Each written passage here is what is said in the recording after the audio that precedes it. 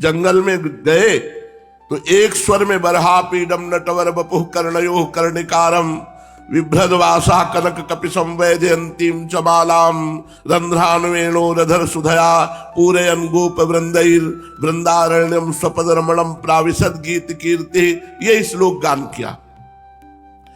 जब मधुर स्वर में निर्जल जंगल में ऐसे जोर से कई ऋषि मिलकर के गान किए जो भगवान व्यास देव जी के शिष्य थे, तो अवधूत शिरोमणि श्री सुखदेव जी के कान में ये श्लोक पड़ा। मुग्ध हो गए इस श्लोक का अर्थ समझकर और शिष्यों से जाके पूछा, तुम लोग ये श्लोक कहां से सीखा? शिष्यों ने नम्रता पूर्वक उत्तर दिया, हमारे गुरुदेव भगवान श्री कृष्ण द्वैपायन व्यास देव जी ने इस मंत्र का उपदेश दिया है। इसके प्रभाव से हिंसक जंतु पास नहीं आ सकता। भगवान श्री सुखदेव जी इस श्लोक के भीतर जो छिपा हुआ अनंत और अमर बनाने वाला रस भरा हुआ था, उसे पान करके वे पागल से हो रहे थे। वे अपने अवधूतपन के सभी आचरणों को भुलाकर दौड़े दौड़े भगवान व्यास देव जी के समीप गए और उस श्लोक की पढ़ाने की प्रार्थना की। अपने विरक्त परमहंस पुत्र को इस भांति प्रेम में पागल देखकर भगवान व्यास देव जी की प्रसन्नता का ठिकाना न रहा।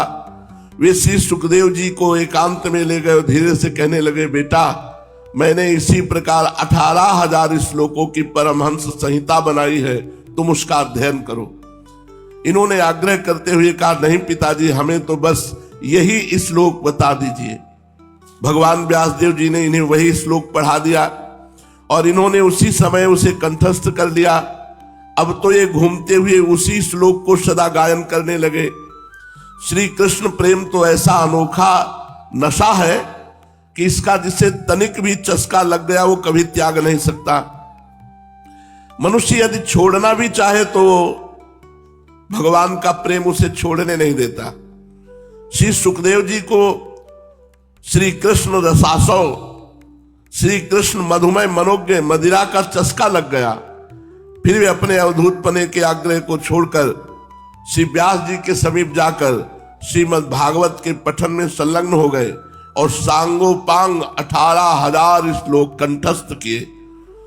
तभी भगवान व्यास देव जी कहते, आत्मा रामश्च मुनयो निर्ग्रंथा अपिरुक्रमे कुर्वन्त हेतु किम भक्ति मिथ्यम भूत गुणो हरि।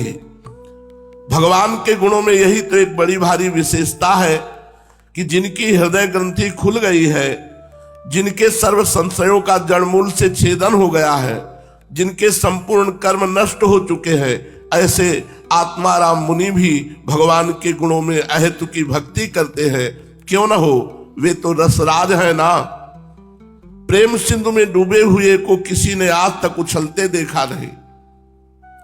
जिस श्लोक का इतना भारी महत्व है उसका भाव भी सुन लीजिए। गौवें चराने प्रभु जा रहे हैं, बरहा पीडम नटवर बपुः कर्णयोः कर्णिकारम। गोपाल वृंदावन की ओर जा रहे हैं, साथ में ग्वाल बाल हैं। आज उन्हें न जाने क्या सूझी है कि कमनीय कीर्ति, कन्हैया की निरंतर कीर्ति का बखान करते हुए सखा जा रहे हैं। सभी अपने कोमल कंठों से श्री कृष्ण का यशोगान कर रहे हैं। इधर ये अपनी मुरली की तान में मस्त हैं। संपूर्ण शरीर की गठन एक सुंदर नट के समान बड़ी ही मनोहर है। नटवर बपुः बरहा पीडम, सिर पर मोर मुकुट और नटवर बपुः, कानों में बड़े बड़े कनेर के पुष्प लगे हैं। कनक के समान, बिजली के समान, स्वर्ण के समान जिसकी कांति, ऐसा पीतांबर धारण किए हैं। शरीर श्याम सुंदर है, श्याम शरीर है। बरहा पीडम नटवर बपुः कर्णयोः कर्णिकारम बिभ्रदवासा कनक कपिशम वैजयंतीम च मालाम। वैजयंती माला धारण किए हुए हैं और आंखों की भ्रकुटियों को चढ़ाए हुए टेढ़े होकर बंसी के छिद्रों को अपने अधरामृत से पूर्ण करने में तत्पर हैं।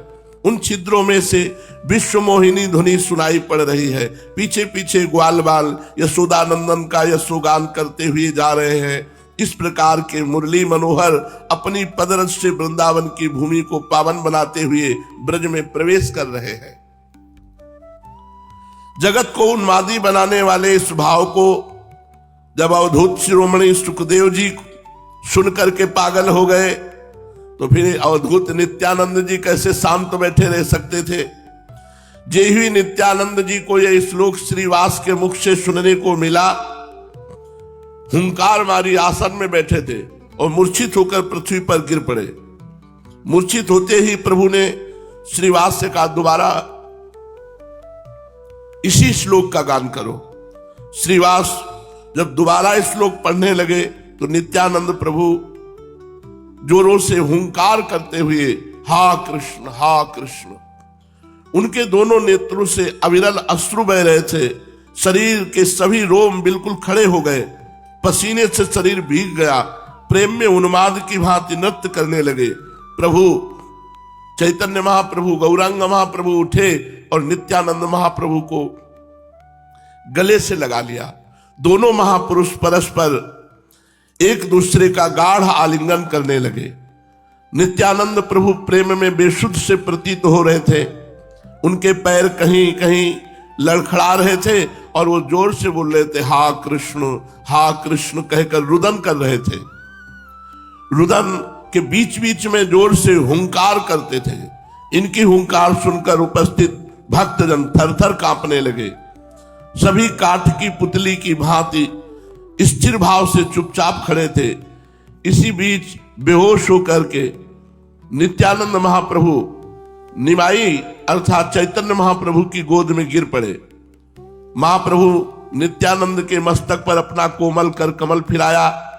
उनके स्पर्श मात्र से नित्यानंद जी को परमानंद प्रतीत हुआ। वे कुछ प्रकृतिस्थ हुए। नित्यानंद प्रभु को प्रकृतिस्थ देखकर प्रभु दीन भाव से कहने लगे, श्रीपाद, आज हम सभी लोग आपकी पद धूलि को मस्तक पर चढ़ाकर कृतकृत्य हो गए। आपने अपने दर्शन से हमें बड़भागी बना दिया। प्रभु, आप जैसे अवधूतों के दर्शन भला हमारे जैसे संसारी पुरुषों को हो ही कैसे सकते हैं। हम तो ग्रह रूपी कूप के मंडूक हैं, इसे छोड़कर कहीं जा ही नहीं सकते। और आप जैसे महापुरुष हमारे ऊपर हेतु की कृपा करके स्वयं ही घर बैठे हमें दर्शन देने आ जाते हैं। इससे बढ़कर हमारा और क्या सौभाग्य हो सकता है। महाप्रभु की इस प्रेममयी वाणी को सुनकर अधीरता के साथ नित्यानंद प्रभु ने कहा, हमने श्री कृष्ण के दर्शन के निमित्त देश विदेशों की यात्रा की, सभी मुख्य मुख्य पुण्य स्थानों और तीर्थों में गए, सभी बड़े बड़े देवालयों को देखा।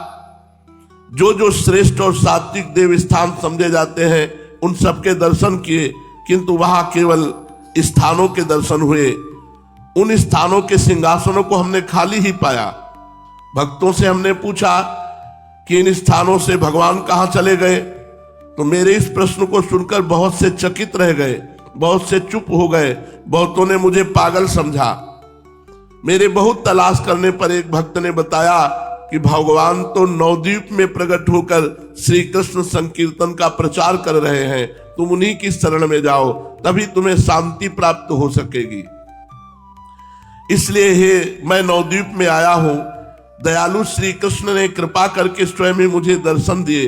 अब वे मुझे अपनी शरण में लेते हैं या नहीं, इस बात को वे जाने। इतना कहकर फिर नित्यानंद महाप्रभु गौरांग महाप्रभु की गोदी में लुढ़क पड़े, मानो उन्होंने अपना सर्वस्व गौरांग महाप्रभु के चरणों में अर्पित कर दिया हो। महाप्रभु ने धीरे धीरे उन्हें उठाया और नम्रता के साथ कहने लगे, प्रभु आप स्वयं ईश्वर हैं। आपके शरीर में सभी ईश्वरता के चिन्ह प्रकट होते हैं। मुझे भुलाने के लिए आप मेरी ऐसी स्तुति कर रहे हैं। ये सब गुण तो आप में ही विद्यमान है। हम तो साधारण जीव हैं, आपकी कृपा के भिखारी हैं। इन बातों को भक्त मंत्रमुग्ध की भांति चुपचाप पास में बैठे हुए आश्चर्य के साथ सुन रहे थे। मुरारी गुप्त ने धीरे से श्रीवास से पूछा, इन दोनों की बातों से पता ही नहीं चलता कि इनमें कौन बड़ा है और कौन छोटा। धीरे ही धीरे श्रीवास पंडित ने कहा, किसी ने शिव जी से जाके पूछा कि आपके पिता कौन है। इस पर शिव जी ने उत्तर दिया, भगवान श्री हरि। उसी ने जाकर भगवान श्री हरि से पूछा कि आपके पिता कौन है।